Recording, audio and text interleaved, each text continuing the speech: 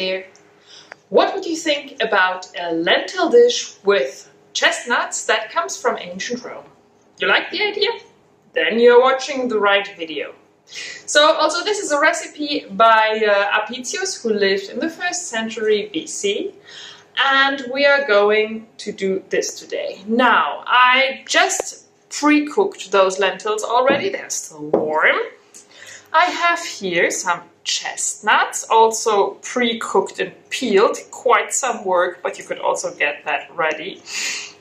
Now, as spices, today I have here some coriander seeds, some caraway, pepper, honey, mint, well, garlic in this case, which would substitute this Roman spice that actually is not entirely clear what it used to be, and most probably the plant is extinct by now.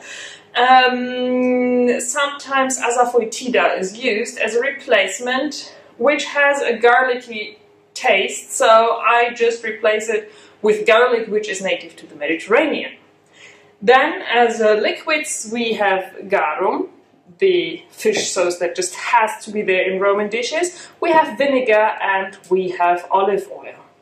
Now, as you can see, again, this is one of the very typical combinations of tastes that Romans liked so much. This combination of the sweet, the sour, the salty and the spicy. Now, what we are going to do is that we first make a spice paste with the garlic, the mint, pepper,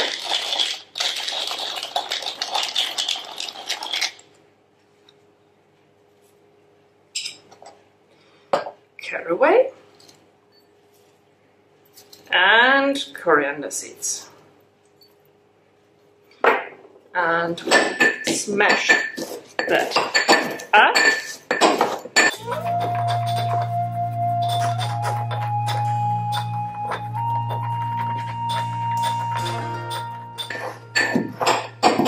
We add the honey to this.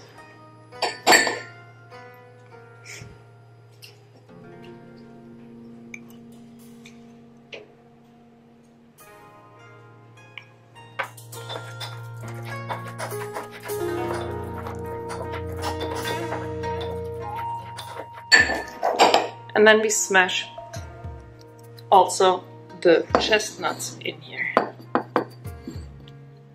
Start with some.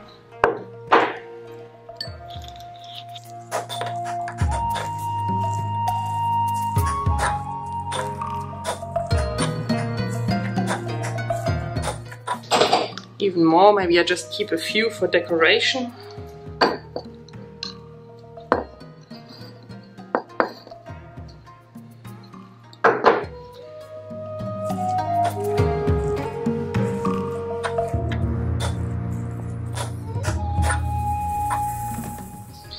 Now we add a little bit of vinegar,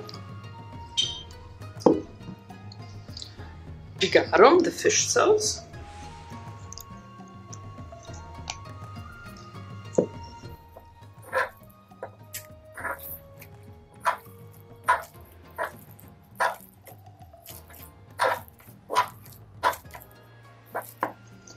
okay.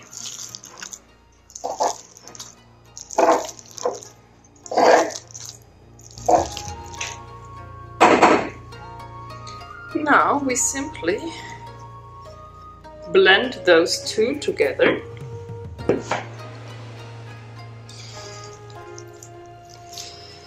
And although this has a color and maybe even a consistency that does not look too appealing, this is actually very representative to what most people most probably ate most of the days, which were different kinds of lentil dishes, of pulse dishes, and also of porridges.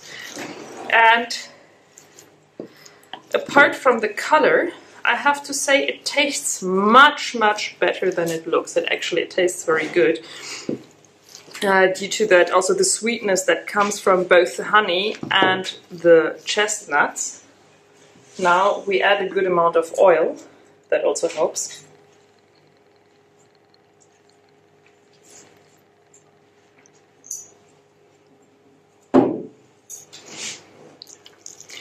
So this would be a dish that would be eaten not only by the rich, but also, if not, Apicius would not have pinned it down, but also by average Romans, even by gladiators, slaves, soldiers.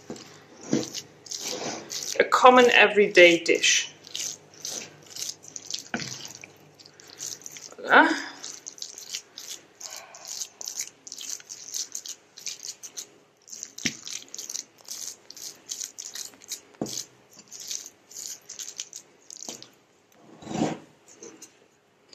That's the last one for decoration.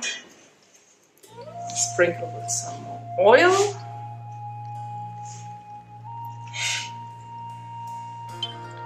And serve with a good Roman bread.